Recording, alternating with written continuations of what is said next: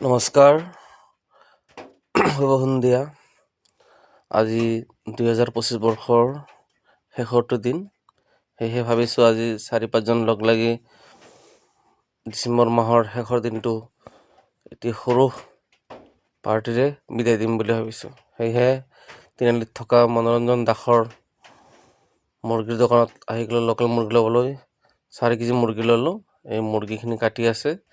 এতিয়া আপোনালোক কাৰোবাক যদি লোকেল মুৰ্গী লাগে, স্ক্ৰীণত দিয়া আছে নম্বৰটো, আপোনালোকে যোগাযোগ কৰি ইয়াৰ পৰা লোকেল মুৰ্গী, খাহী মুৰ্গী ল'ব পাৰিব। 460 টকা কিলোকৈ দি আছে।